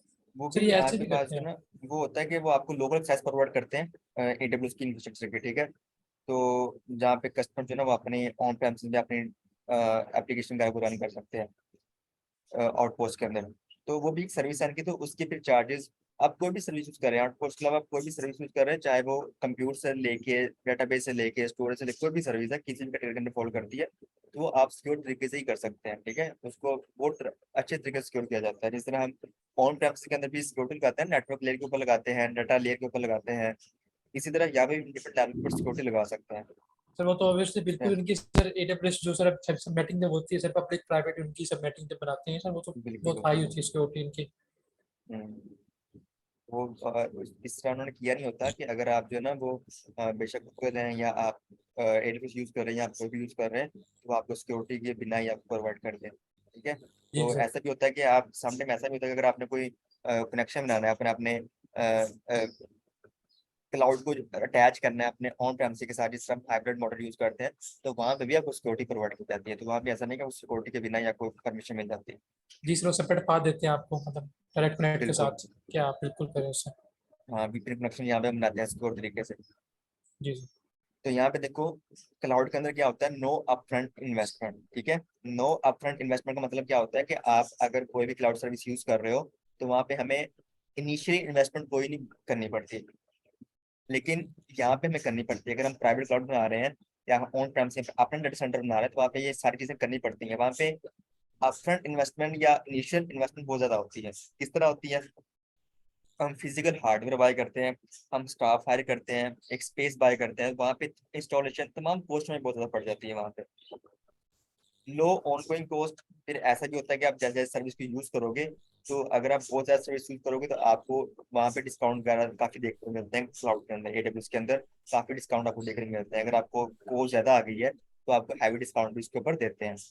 Labour patches and upgrade cycles, system administration. तो यहाँ पे डिफरेंट कॉस्ट आपको आती है, लेबर रखनी पड़ती है आपको, एम्प्लॉय सारे करने पड़ते हैं, फिर उन सारों को मेंटेन करना पड़ता है। वहाँ पे आप different cooling maintain system environment वहाँ पे क्रिएट करते हो, तो वहाँ पे डिफरेंट आपको कॉस्ट यहाँ पे आ जाती है ऑन प्रेमिस का काम करते हो तो। फोकस ऑन इनोवेशन, तो यहाँ पे आपका सिर्फ जो फोकस होता है वो आपकी एप्लीकेशन के ऊपर होता है, इनोवेशन पे ऊपर होता है, ठीक है, क्योंकि यहाँ पे आप कोई भी चीज मैनेज नहीं कर रहे होते। जो अंडरलाइन हार्डवेयर होता है, जो फिजिकल चीजें होती हैं, उसको आप जो है ना वो मैनेज नहीं कर रहे होते हैं। यहाँ पे क्या होता है, सिस्टम एडमिनिस्ट्रेशन होता है, यहाँ पे आप तमाम चीजों को मैनेज कर रहे होते हैं। फ्लेक्सिबल कैपेसिटी, जिस तरह हमने बात की कि कैपेसिटी यहाँ पे हमें फ्लेक्सिबिलिटी देखने को मिलती है, स्केलेबिलिटी देखने को मिलती है क्लाउड के अंदर, किस तरह देखने को मिलती है। अब मैंने एग्जाम्पल दी थी दराज की, अगर हम कोई दराज ऐप बना रहे हैं, तो अब हमें पता नहीं होगा कि वहाँ पे ट्रैफिक कितनी आएगी हमारे पास, ठीक है। अगर उसको हम फिर इंक्रीज नहीं कर सकते, डिक्रीज नहीं कर सकते ट्रैफिक को, अपनी स्टोरेज को। अगर हम चीज़ों को इंक्रीज या डिक्रीज करेंगे, तो वहाँ वो भी काफी टाइम कंज्यूमिंग प्रोसेस होता है हमारे पास। लेकिन क्लाउड के अंदर क्या होता है, फ्लेक्सिबल कैपेसिटी की जो कैपेसिटी होती है, कुछ स्टोरेज होती है, वो ऑटोमेटिकली इंक्रीज भी हो रही होती है और डिक्रीज भी हो रही होती है चीजें। स्पीड एंड एजिलिटी, क्लाउड के अंदर हमें स्पीड एंड एजिलिटी मिलती है, तमाम चीजें बहुत क्विकली होती हैं, बहुत फास्टली होती हैं, बहुत जल्दी ग्रो करती हैं वहां पे चीजें, ठीक है। कोई भी काम हमारा इन सेकंड में हो जाता है। लेकिन यहाँ पे क्या होता है, long procurement cycle and setup के, वहाँ पे चीजों को पहले सेटअप करते हैं, उनको चलाते हैं, रन करवाते हैं, मैनेज करते हैं, तो वहाँ पे टाइम कंज्यूमिंग प्रोसेस होता है हमारा ऑन प्रेमिस के अंदर। Global reach on demand, limited geographic regions, ये भी बहुत अच्छा कॉन्सेप्ट है। इसको जब हम आगे जाकर डिस्कस करेंगे ना, जब हम रीजन्स के बारे में पढ़ेंगे या अवेलेबिलिटी जोन के बारे में पढ़ेंगे, तो आप इसको डिस्कस करेंगे। ग्लोबल रीच ऑन डिमांड क्या हो सकती है, कि अगर आपने कोई सर्विस एक रीजन के अंदर यूज करनी है, तो आप उसको दूसरे रीजन के अंदर कैसे लेके जा सकते हो विद इन मिनट्स, ठीक है। बट ये देखो, अगर आपने, मैं चलो एग्जाम्पल दे देता हूँ यहाँ से। फर्ज कर लें ये हमारा क्लाउड है, ठीक है।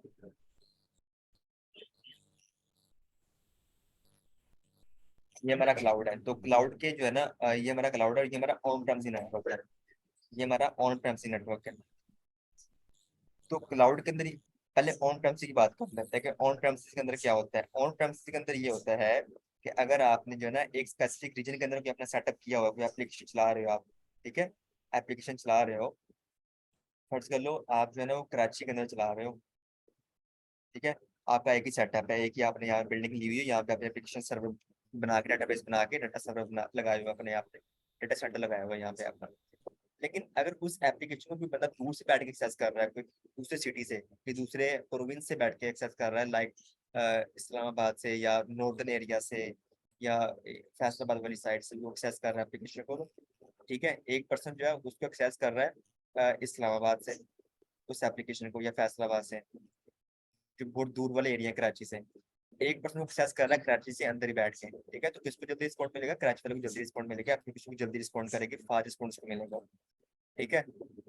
अगर वो एप्लीकेशन हम मल्टी यूजर की बनाते हैं, अगर उसको कोई एक्सेस कर रहे हैं दूसरे कंट्री से, यूएसए से कर रहा है उसको कोई, ठीक है, उनको भी जाएगा, लेकिन उनको फास्ट रिस्पॉन्ड नहीं मिलेगा। उनको वहाँ पे हो सकता है लेटेंसी इश्यूज वहाँ पे आते हैं, लेटेंसी इश्यूज वहाँ पे आते हैं।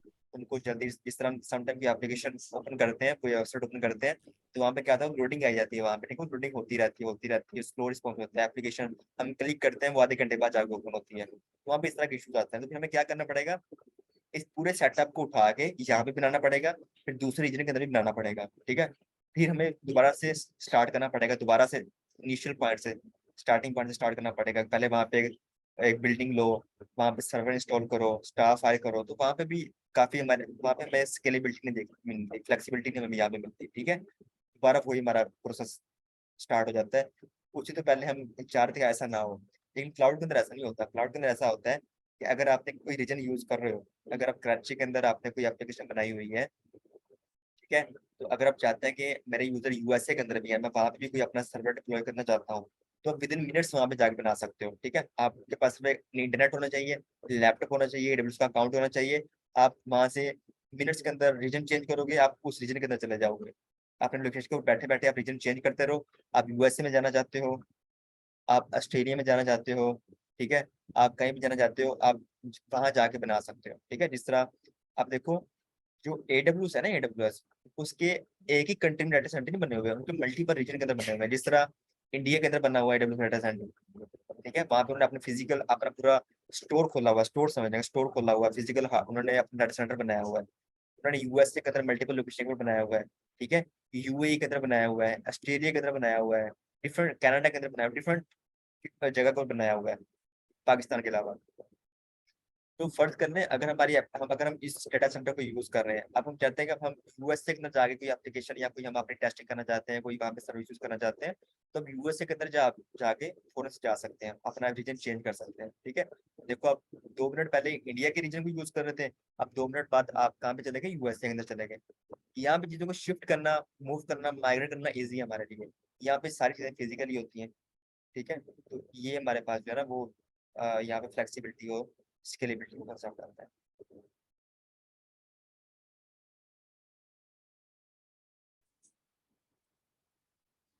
तो जी स्टूडेंट, अब हमारा नेक्स्ट टॉपिक है जिसमें हम डिस्कस करेंगे एडवांटेजेस ऑफ क्लाउड कंप्यूटिंग। तो जो हमारी क्लाउड कंप्यूटिंग होता है उससे क्या क्या एडवांटेजेस होते हैं, ठीक है। अभी हमने पहले भी डिस्कस किया, काफी एडवांटेज हमने डिस्कस किए, कंपैरिजन हमने पढ़ा लास्ट टॉपिक में। तो यहाँ पे मजीद उसके जो एडवांटेज है क्लाउड कंप्यूटिंग के उसको हम डिस्कस करेंगे। ये कुछ आंसर है, इसको हम लास्ट में पढ़ते हैं। Trade capital expense for variable expense, इसका मतलब क्या होता है? इसका मतलब ये होता है कि जो हमारी कैपेक्स कॉस्ट होती है ना, यहाँ पे जो हमारी कैपिटल कॉस्ट होती है, जो कि जिसको हम कैपेक्स भी कहते हैं, वो एक्सपेंस हमारा यहाँ पे नहीं होता क्लाउड के अंदर। क्यों नहीं होता? क्योंकि यहाँ पे हम इनिशियल इन्वेस्टमेंट कोई कर रहे नहीं होते, कोई हम अपफ्रंट पेमेंट नहीं कर रहे होते हैं, ठीक है। कोई हम इनिशियल इन्वेस्टमेंट किसी सर्वर को बाय नहीं कर रहे होते, किसी हार्डवेयर पर कोई इन्वेस्टमेंट नहीं कर रहे होते। तो यहाँ पे हमारी इनिशियल इन्वेस्टमेंट होती है जिसको हम कहते हैं कैपिटल कॉस्ट या कैपिटल एक्सपेंस, जिसको हम कैपेक्स भी कहते हैं, वो हमारी यहाँ पे रिड्यूस हो जाती है, ठीक है। तो यहाँ पे देखो, you don't need to invest in data centers and servers before you know how you will use them. Instead, you can pay only when you use computer resources, ठीक है। when you use computer resources, on demand delivery concept आ गया यहाँ पे, जो हमने cloud computing definition पढ़ी थी, on demand delivery of computing resources. You can pay only when you use computing resources and pay for how much you use as you pay go basis, कि जब आप चाहोगे, जितना आप चाहोगे उतना आपको पे करना पड़ेगा यहाँ पे। Data center investment based on forecast, pay for only the amount that you consume, तो जितनी आप सर्विस यूज करोगे, जितनी कंज्यूम करोगे, उतना आपको यहाँ पे पे करना पड़ेगा। तो यहाँ पे दो कॉन्सेप्ट आते हैं, एक हमारे पास आता है कैपेक्स का आता है, और दूसरा हमारे पास आता है वेरिएबल एक्सपेंस का आता है। कैपेक्स कॉस्ट क्या होती है? जो इनिशियल कॉस्ट होती है, जो इनिशियल इन्वेस्टमेंट हम करते हैं हार्डवेयर के ऊपर। Capex cost consist of funds that a company uses to acquire, upgrade and maintain physical assets such as property, जहाँ पे हम अपनी सर्वर इंस्टॉल करते हैं, बाकी भी जितनी प्रॉपर्टीज उनकी होती हैं, इंडस्ट्रियल बिल्डिंग्स और इक्विपमेंट, जितनी भी चीजें होती हैं उनके लिए हम उसको जो उसके लिए जो इन्वेस्टमेंट हम करते हैं उसको हम कहते हैं कैपेक्स या कैपिटल कॉस्ट, उसको हम कहते हैं। फिर आती है हमारे पास वेरिएबल एक्सपेंस या variable cost. A variable expense is an expense that person who bears the cost can alter or more। तो उसको फिर अगर हम कोई सर्विस यूज कर रहे हैं, फर्ज कर लें कि अगर हमने इनिशियल इन्वेस्टमेंट की एसी के ऊपर, ठीक है, हमने कोई एसी ले लिया है, तो हमने उसको अपने घर में लगा दिया है, तो आप उसको जो बाद में हर मंथ के अंदर बिल आएगा, उसकी जो मेंटेनेंस कॉस्ट होगी, उसको हम कहेंगे वेरिएबल एक्सपेंस। जो हमें डे टू डे हो रहा है, बाद में हम उसको यूज करते हुए हमें हमारा जो एक्सपेंस हो रहा है बाद में, उसको हम कहते हैं वेरिएबल एक्सपेंस, ठीक है। तो हमारी जो कैपिटल कॉस्ट होती है वो किससे हो जाती है? अल्टरनेट या किससे कन्वर्ट हो जाती है? वेरिएबल कॉस्ट से कन्वर्ट हो जाती है यहाँ पे क्लाउड के अंदर। By using the cloud, business don't need to invest money in data centers and servers, ठीक है। तो यहाँ पे हमारी कैपेक्स खत्म होगी। They can pay for only what they use and pay only what they use resources, which is also known as pay as you go basis. Business save money on technology. They can adapt to new applications with as much space as they need in minutes instead of week or days। तो जितनी भी वहाँ पे scalability, agility का concept यहाँ पे आ रहा है।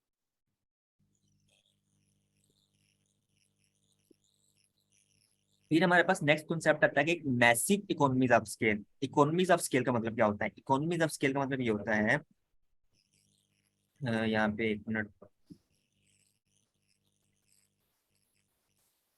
जिस तरह हम जो है ना वो समटाइम क्या करते हैं, हम जाते हैं मार्केट के अंदर, ठीक है। जब हम मार्केट के अंदर जाते हैं ना, तो अगर हम होलसेल में चीजें लेते हैं, ठीक है, अगर हम होलसेल में लेते हैं, कुछ बल्क में क्वांटिटी हम बाय करते हैं, बल्क के अंदर बहुत ज्यादा चीजें हम बाय करते हैं, तो वहाँ पे क्या होता है, हमें डिस्काउंट ज्यादा मिलता है, ठीक है। ऐसा ही होता है हर बिजनेस के अंदर, ऐसे होता है। अगर हम बल्क में या होलसेल मार्केट से कोई चीज लेंगे, ज्यादा क्वांटिटी में लेंगे, तो वहाँ पे क्या होगा, हमें डिस्काउंट ज्यादा मिलेगा।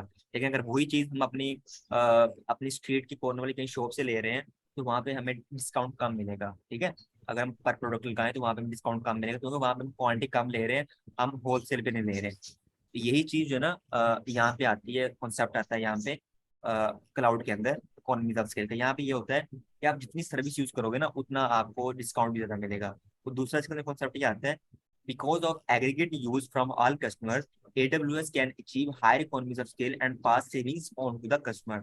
जितना AWS ग्रो करेगा, जितना AWS उनके कस्टमर इंक्रीज होंगे, कंज्यूमर यूज होंगे, इनकी सर्विस ज्यादा से ज्यादा इंक्रीज होंगी, तो क्या होगा, एक डिस्काउंट भी ज्यादा देंगे।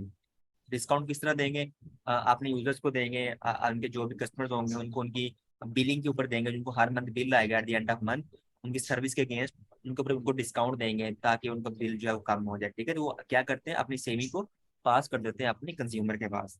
जिस तरह आप भी ले सकते हैं, जिस तरह मेरे साथ लिंक्डइन में कनेक्ट है, अगर कोई भी इनका डिफरेंट इनके ना वो आते हैं, वेबिनार्स वगैरह आते हैं, तो मैं वहाँ पे शेयर करता रहता हूँ। तो आप अगर वो वेबिनार इनका अटेंड करेंगे, तो आपको डिफरेंट इनके ना वो मिलेंगे, क्रेडिट्स मिलेंगे, सर्टिफिकेट मिलेंगे।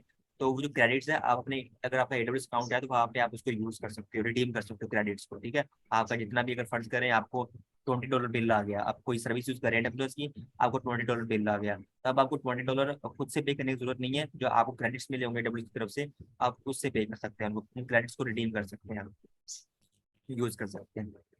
benefit from massive economies of scale. By using cloud computing, you can achieve a lower variable cost than you can get on your own, because usage from hundreds of thousands of customers is aggregated in the cloud. Providers such as AWS can achieve higher economies of scale. These economies translate into lower pay as you go prices. तो जितना आप उनको economies of scale बढ़ेंगे, जितने consumer उनके बढ़ेंगे, उतना जो है ना उनको वो आपको ज्यादा डिस्काउंट देंगे अपने यूजर्स को। Hardware solutions are physical and require space, staff, physical security, significant cost to produce and house the resources, no purchasing power. तो यहाँ पे वो बता रहे हैं कि हमें कोई भी जो है ना वो स्टाफ नहीं बाय करना पड़ता, हाई नहीं करना पड़ता, कोई फिजिकल हार्डवेयर में बाय नहीं करना पड़ता। तो यहाँ पे हम सिंपली क्या करते हैं, उनकी सर्विस को एज अ सॉफ्टवेयर यूज करते हैं। चलिए जी, अब हम नेक्स्ट कॉन्सेप्ट पर चलते हैं। जो हम एडवांटेज पढ़ रहे थे, उसमें नेक्स्ट आता है हमारे पास रिड्यूस गैसिंग अबाउट कैपेसिटी। कि यहाँ पे देखो हमारे पास जो ना कैपेसिटी के बारे में हमें परेशान होने की जरूरत नहीं है कि कैपेसिटी हम कितनी बढ़ेगी। जिस तरह हम पहले एग्जांपल ले रहे थे, हमने सर्वर लगाए हैं और हमें ये नहीं पता चल रहा कि यूजर्स के ऊपर कितने आएंगे, कितने रिक्वेस्ट आएंगे, लोड कितना पड़ेगा हमारे यूजर्स के ऊपर। फर्स्ट कर लो, हमने 3 सर्वर लगा लिए। ये देखो यहाँ पे फर्स्ट वाला जो हमारे पास पिक्चर है, फर्स्ट पिक्चर, यहाँ पे क्या हो रहा है, हमने 3 सर्वर लगा लिए। और वहाँ पे हमने जो है ना एक्चुअली 3 रैक्स हैं समझ लें, और यहाँ पे हमारे जो है ना रैक्स बने हुए हैं, और ये अंदर उसके सर्वर लगे हुए हैं, स्टोरेज वगैरह लगी हुई है यहाँ पे। तो देखो यहाँ पे बहुत ज्यादा स्टोरेज है, यहाँ पे रिक्वेस्ट बहुत कम आ रही है। ठीक है, यहाँ पे जो हमारे यूजर्स हैं बहुत कम है, यहाँ पे हो सकता है 50, 100, 500 हो, इतने हो, 1000 हो मैक्सिमम। इसलिए हमारे जो यहाँ पे ना ओवर एस्टिमेट है, यहाँ पे कॉन्सेप्ट आ गया। ठीक है, चीजें जो है वो ओवर एस्टिमेटेड सर्वर कैपेसिटी, यहाँ पे ओवर यूटिलाइजेशन कॉन्सेप्ट आ रहा है कि चीजें उतनी हमारी यूज ही नहीं हो रही, लेकिन हमने उसके ऊपर कॉस्ट बहुत ज्यादा लगा दी है। ठीक है, लेकिन यूज ही नहीं हो रही हमारी, वो वैसे पड़ी हुई है, एक्स्ट्रा चल रही है, उसके हमें कॉस्ट भी पड़ी है, बड़े बड़े इलेक्ट्रिसिटी कॉस्ट भी आ रही है, उनको हम ऑफ भी नहीं कर सकते। ठीक है, तो अब नेक्स्ट कॉन्सेप्ट देख लो, यहाँ पे क्या हो रहा है, यहाँ पे अंडर यूटिलाइजेशन हो रही है। यहाँ पे क्या हो रहा है, अंडर एस्टिमेटेड सर्वर कैपेसिटी हो रही है यहाँ पे।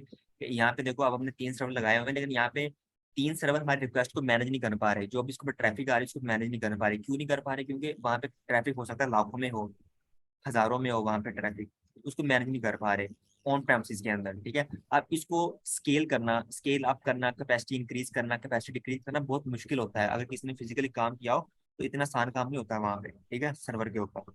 लेकिन अगर यही काम जो है ना हम क्लाउड के ऊपर करते हैं, क्लाउड के ऊपर कोई सर्वर यूज कर रहे हैं, वहाँ पे हम अपनी वर्चुअल मशीन यूज कर रहे हैं, वहाँ पे लोग आ रहे हैं, हमारे कंज्यूमर आ रहे हैं, यूजर आ रहे हैं, हमारी एप्लीकेशन को यूज कर रहे हैं, तो हमारे वहाँ पे स्केलिंग ऑटोमेटिकली हो रही होती है। वहाँ पे स्केलिंग ऑन डिमांड हो रही होती है। ऑन डिमांड का मतलब ये होता है कि अगर यूजर कम होंगे, ठीक है, आपकी कैपेसिटी भी कम कर देंगे ऑटोमेटिकली। अगर यूजर ज्यादा होंगे तो आपकी कैपेसिटी भी ज्यादा कर देंगे। ठीक है, मैं आपको एग्जांपल दे देता हूँ एक, उसकी लैब करके आगे जाकर मैं आपको बेसिक एग्जांपल दे देता हूँ।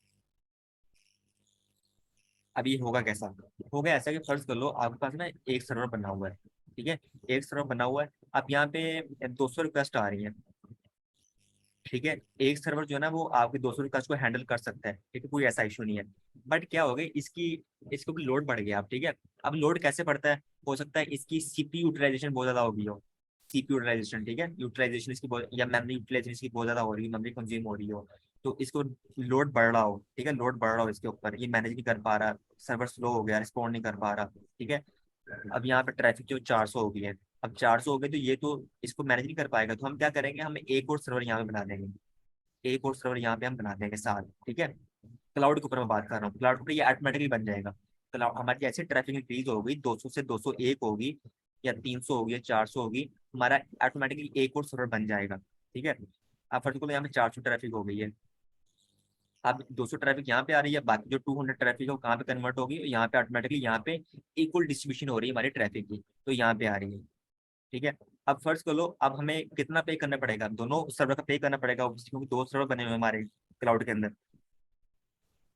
आप फर्ज कर लो यहाँ पे जो ट्रैफिक है ना वो 5 मिनट बाद कम हो गई है, ट्रैफिक 5 मिनट बाद जो है ना वो कम हो गई है, दोबारा 200 हो गया ट्रैफिक, तो हमारे जो सर्वर है ना 5 मिनट बाद ऑटोमेटिकली क्या हो जाएगा, टर्मिनेट हो जाएगा, ऑफ हो जाएगा, ठीक है।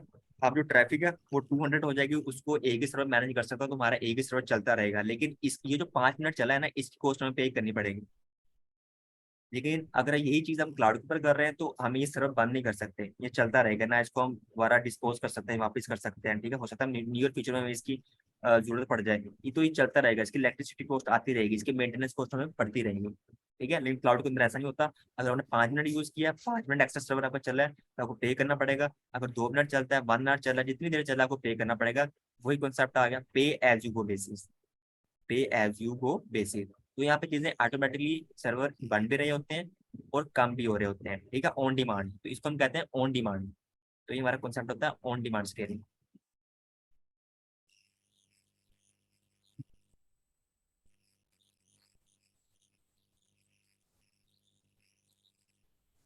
तो क्लाउड के अंदर वो हमें क्या कह रहा है, क्लाउड के अंदर you can reduce guessing about your infrastructure capacity need, तो आपको गैस करने की जरूरत नहीं है कि ट्रैफिक कितनी आएगी, ट्रैफिक कम तो नहीं आ जाएगी, ट्रैफिक ज्यादा तो नहीं हो जाएगी, मेरे सर्वर डाउन तो नहीं हो जाएंगे, आपको इसकी टेंशन लेने की जरूरत नहीं है। When you make a capacity decision before you deploy an application, you often have either expensive idle resources or insufficient capacity. Cloud computing reduces these problems, ठीक है।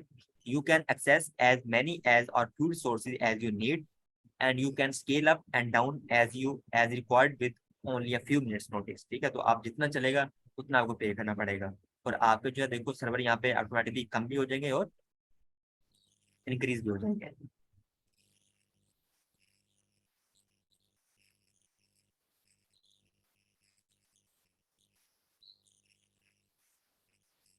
नेक्स्ट कॉन्सेप्ट हमारे पास आता है इंक्रीज स्पीड एंड एजिलिटी, ठीक है, speed and agility, यहाँ पे हमें जो है ना वो विद इन मिनट्स हम कोई भी काम कर सकते हैं। जिस तरह अभी हमने देखा कि हमारे सर्वर फौरन से इंक्रीज भी हो रहे थे, फौरन से डिक्रीज भी हो रहे थे, इसी तरह हम कोई भी काम जो है वो स्पीड में कर सकते हैं, और उसकी जो परफॉर्मेंस होती है बहुत अच्छी होती है, ठीक है, वो हमें स्पीड और एजिलिटी प्रोवाइड करते हैं। Weeks between wanting resources and having resources, minutes between wanting resources and having resources, तो यहाँ पे अगर आपने जो है ना वो कोई फर्ज कर लें, अगर आपने कुछ सर्वर, आप ऑन प्रेमिस की बात कर लें कि आपको फिजिकल आपको सर्वर नहीं चाहिए, अगर आपको न्यू सर्वर चाहिए, आपने वहाँ पे लगाना है ट्रैफिक को हैंडल करने के लिए, तो आपको क्या करना पड़ेगा, फौरन से नहीं आप लगा सकते, आप मार्केट जाएंगे, सर्वर बाय करेंगे, उसको इंस्टॉल करेंगे, मैनेज करेंगे, पूरा उसको सेटअप करेंगे, काफी टाइम लग जाएगा। लेकिन क्लाउड के अंदर क्या होता है, क्लाउड के अंदर विद इन मिनट्स जैसे ट्रैफिक इंक्रीज होती है आपकी, जो भी अपने पास थ्रेशोल्ड लगाया होता है वो जैसे ब्रीच करता है फौरन से आपका न्यू सर्वर बन जाता है, ठीक है। तो यहाँ पे देखो कितनी हमें यहाँ पे स्केलेबिलिटी, हाईलेबिलिटी मिल रही है। In a cloud computing environment, new IT sources are only a click away, आप कोई भी चीज न्यू बनानी, आप क्लिक करते हो आपकी तमाम चीजें जो रेडी हो जाती हैं। You reduce the time that it takes to make those resources available to your developers from weeks to minutes, तो जहाँ पे आप ऑन प्रेम से आपको वीक्स लगते थे या महीने लगते थे, यहाँ पे आपको मिनट्स लगते हैं क्लाउड के अंदर। The result is dramatic increase in agility for the organization. The cost and time that are needed to experiment and develop are much lower.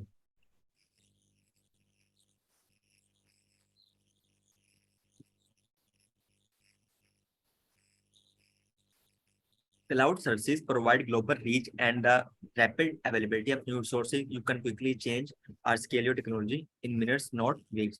तो यहाँ पे वही बातें लिखी हुई जब मैंने आपके साथ डिस्कस की है, तो आपने इसको सिर्फ रीड कर लेना। यहाँ पे स्पीड और एजिलिटी का कॉन्सेप्ट है, तो यहाँ पे स्पीड किस तरह बढ़ती है या हम उसको स्पीड से काम किस तरह कर सकते हैं, हमारी चीजें किस तरह फास्टली यहाँ ग्रो करती हैं, बनती हैं, डिस्पोज होती हैं, तो सारी चीजें हमें यहाँ पे डिस्कस की हुई हैं।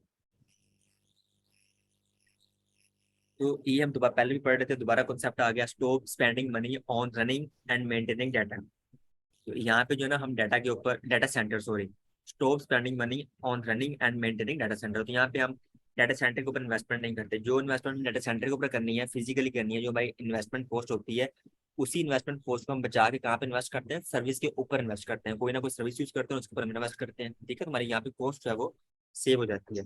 Stop spending money on running and maintaining data centres. Running and maintaining data centre is expensive and time consuming. ये तो आपको पता चल गया होगा कि एक्सपेंसिव किस तरह होता है और टाइम कंज्यूमिंग किस तरह होती है। Focus on project that differentiate your business instead of focusing on your infrastructure. तो यहाँ पे आप इंफ्रास्ट्रक्चर पर फोकस नहीं करते, उसको मैनेज किस तरह करना है, हैंडल किस तरह करना है, आपका वो पर्पज नहीं होता, उस पर फोकस नहीं होता। आपका फोकस ये होता है कि मेरी एप्लीकेशन किस तरह चल रही है, सर्विस किस तरह काम कर रही है, मेरा बिजनेस किस तरह ग्रो कर रहा है। Cloud computing enable you to focus on your customers instead of focusing on tasks of tracking, stacking, power servers, maintaining, managing patches, तमाम चीजें।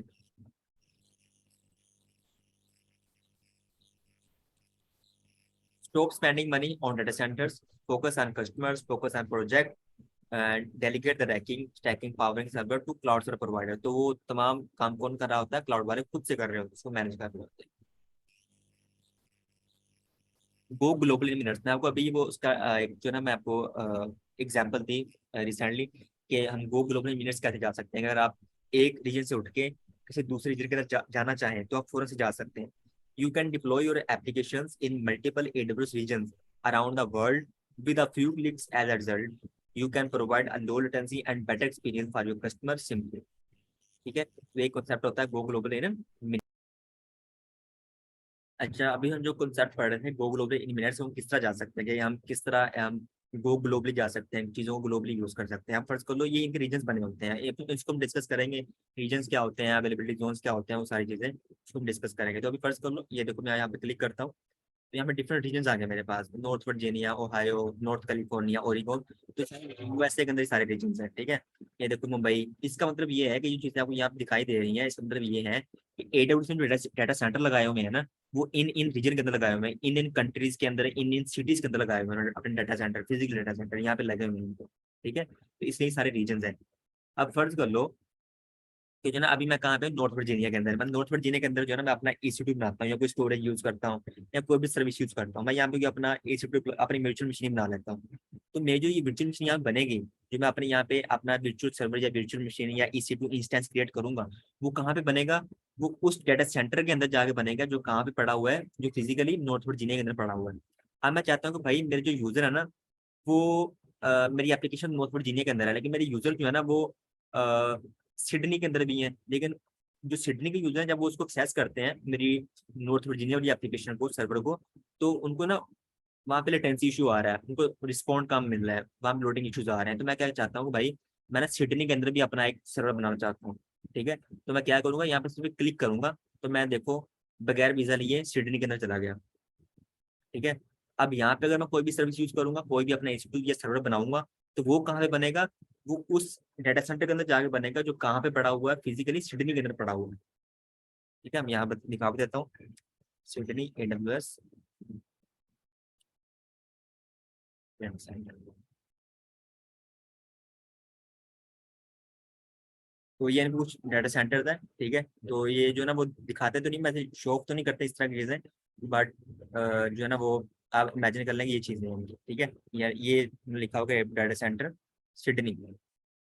तो फिर मेरा जो सर्वर ना यहाँ पे जाके बनेगा, मेरी जो एप्लीकेशन है यहाँ पे बनेगी, जाके इन डाटा सेंटर के अंदर जाके बनेगी, इन फिजिकल सर्वर के ऊपर जाके बनेगी। तो इस तरह ये कॉन्सेप्ट होता है गो ग्लोबल इन मिनट्स, कि हम एक ही क्लिक पे हम कहीं भी जा सकते हैं, किसी भी रीजन के अंदर जाके अपनी सर्विस को यूज कर सकते हैं।